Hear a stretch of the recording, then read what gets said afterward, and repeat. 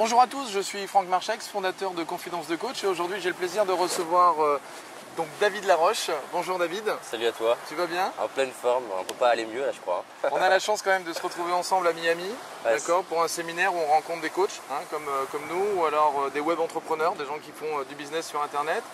Et regarde là un petit peu de là où on se trouve, quasiment en face de l'hôtel.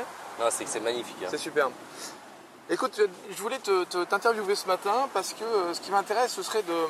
Ça fait relativement peu de temps que tu t'es formé sur les différentes techniques de communication, soit la PNL, un petit peu d'hypnose, tu m'avais dit aussi tout à l'heure. Ouais. Mais en même temps, tu as une montée en puissance qui est vraiment extrêmement impressionnante. Et notamment sur un thème vraiment précis qui est la confiance en soi. Et là, j'aimerais bien que tu nous expliques, parce que je sais que dans les gens qui nous suivent, parce qu'on a différents commentaires sur le blog, qu'il y a plein de gens évidemment qui ont des problématiques de confiance en soi, qui ont des problématiques pour réussir ce qu'ils entreprennent ou qui des fois même n'osent pas entreprendre des choses. Est-ce que tu peux nous donner quelques clés comme ça que toi tu utilises dans tes propres séminaires pour aider les gens qui nous regardent? Par rapport à cette dimension de confiance en soi. Tout ce qui est confiance en soi, ouais. C'est vrai que c'est très large, on met beaucoup de choses dans la confiance. Mais alors déjà si je prenais l'angle du passage à l'action, d'arriver de ne pas oser à faire ce qui est important pour moi, Ouais. bah déjà un premier truc très important, c'est déjà de définir ce qui est important pour moi. C'est-à-dire que, par exemple, si je prends l'exemple de la petite sœur de ma copine qui est extrêmement timide, mal dans sa peau, qui généralement n'arrive pas à passer à l'action, le jour où on a pu l'aider à trouver son rêve qui est de devenir réalisatrice, d'un coup bah, il y avait plus de confiance, il y avait plus d'énergie parce qu'elle s'est mise à oser aller voir un producteur pour proposer un stage alors que d'habitude elle n'y arrive pas. Pourquoi? Parce que le rêve, là, il a mobilisé des ressources en elle. Et donc déjà pour moi c'est une première chose, c'est qu'est-ce qui est important pour vous, qu'est-ce que vous voulez et il se passe quelque chose. L'exemple que j'aime bien c'est de dire tiens s'il y avait la vie de vos enfants en jeu, est-ce que vous passeriez à l'action? Oui, donc c'est pas une histoire de possible ou pas, c'est une histoire de est-ce que je veux ou pas ou de est-ce que c'est suffisamment important. Comment trouver les capacités, comment trouver les ressources? C'est ça. C'est là où se situe la problématique. Alors, est-ce qu'il y a des clés particulières que tu utilises, que tu as trouvées toi-même? Parce que dans ton pitch, quand tu présentes un petit peu ton passé, comment t'en es arrivé là, toi tu viens en fait vraiment d'un manque de confiance en toi, tu parles beaucoup de timidité. Qu'est-ce qui a fait que ça a à un moment déclenché quelque chose? C'était quoi le fait qu'il fallait sauver les enfants pour toi? En fait c'est un truc qui est très simple, on a soit le plaisir soit la douleur. Pour moi c'était beaucoup la douleur au début, la douleur de ne pas arriver à passer à l'action, la douleur parce que je passais mon temps à voir chez les autres que je n'arrivais pas à faire. Me dire bah tiens il est plus drôle, elle passe à l'action, machin. Donc en fait en gros j'étais une grosse merde quoi. Je voyais tout le temps le miroir de ce que j'étais pas. En fait je me suis dit je sais pas si je peux changer, je sais pas du tout comment je peux changer, mais il y a un truc qui est sûr, c'est que si je fais rien aujourd'hui pour changer, bah, dans 20 ans tu seras toujours pareil. Ouais, d'accord. Ça c'est la souffrance. Puis après petit à petit en avançant j'ai commencé à me dire tiens et si tu étais à l'aise? Et là c'était plus le rêve. Et si tu commençais à être à l'aise en public, puis si tu étais à l'aise avec les filles, puis si tu crées ton entreprise, ça commençait à me stimuler. Donc au début c'était plus la peur qui me poussait et après c'était le rêve qui me tirait quoi. D'accord. Donc aujourd'hui, l'idée globalement c'est qu'au début de trouver qu'est-ce qui génère la peur pour le déclencher plus tôt et la douleur. Pour le déclencher plus tôt dans l'autre sens, c'est qu'est-ce qui va me permettre d'être tiré vers l'avant. C'est ça. Donc, il y a deux questions super bien à poser. C'est qu'est-ce qui est important pour moi et pas seulement une fois dans sa vie ou dans un stage, c'est cool, mais d'arriver à se la poser au quotidien.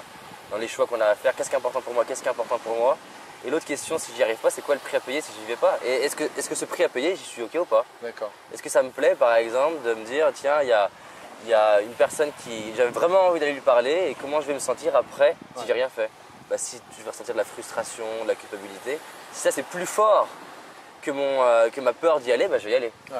C'est un rapport, un contraste. Donc ça c'est un truc important. Après il y a un truc aussi que je trouve puissant, c'est de se dire ok j'ai mon rêve, il est grand, la tête dans les étoiles, mais qu'est-ce que je peux faire là où j'en suis, de petit et ok, qui va me permettre de créer un nouveau système de croyance, ah tiens je peux faire ça, en fait je peux faire ça et je peux faire ça et je peux faire ça et au bout d'un moment ben, et pourquoi pas encore plus gros et pourquoi pas encore plus gros et la confiance elle s'installe comme ça petit à petit. Donc si je comprends bien en fait ce dont tu parles c'est aussi la structure des petits pas, des premiers pas, le fait de faire des petites choses au fur et à mesure et plus je vais en réussir, plus je vais être capable de me transcender et à chaque fois que je réussis quelque chose je grandis en confiance, je grandis en estime et c'est ça qui va me permettre de décoller.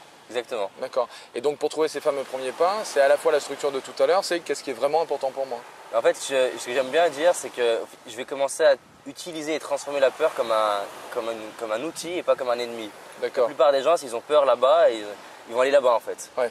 Et en fait moi je dis si vous avez peur là-bas, je dis pas d'aller dans la peur mais d'aller vers la peur et à votre rythme. Donc la question c'est qu'est-ce que mes peurs m'indiquent comme petit pas. Par exemple, je vais prendre un exemple concret. La première fois que je suis venu aux États-Unis, J'avais envie d'avoir des leaders américains en interview et de les contacter. Simplement, j'avais peur d'appeler Tony Robbins, machin au téléphone. J'avais peut-être plein de peurs différentes.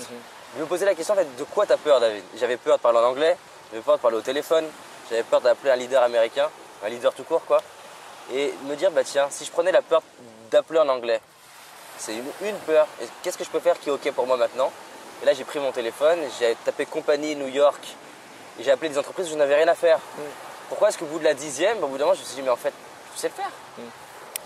Et si ça se trouve, il m'aurait fallu peut-être 4 jours en disant, ah, je le ferai plus tard. Ouais. Je le ferai plus tard. Au bout du 4e jour, le faire et me dire, putain, c'était rien, j'ai passé 4 jours à rien faire. Alors qu'en faisant un petit pas, ben, ça se trouve, en 1 heure, on peut débloquer un truc super puissant en autonomie en plus. Ok. Bah écoute, merci David. Merci à toi. Pour ce partage. En même temps, donc, toutes les informations, on peut les trouver sur ton site internet, attitudegagnante.com, c'est bien ça? C'est ça. Ouais, et on les davidlaroche.fr même.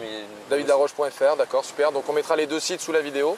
Et à ce moment-là, j'espère que plein de gens intéressés pourront se diriger vers tes vidéos parce que je sais que tu en diffuses un paquet pour aider les gens, que tous les matins, là tu avais fait un concept 100 vidéos, une par matin, une par jour pour éveiller les gens. Yeah. Donc ça, vous le trouverez sur ta chaîne YouTube. Alors allez-y, franchement, allez découvrir David parce que ça fait pas longtemps, mais vraiment, il y a beaucoup de potentiel et puis je vous encourage à découvrir tout ce qu'il fait. Au revoir et à bientôt. Ciao. Merci. On dirait... Ça tourne. Alors, je vois un compteur, 9, 10. Ouais. Ça a l'air d'être bon là.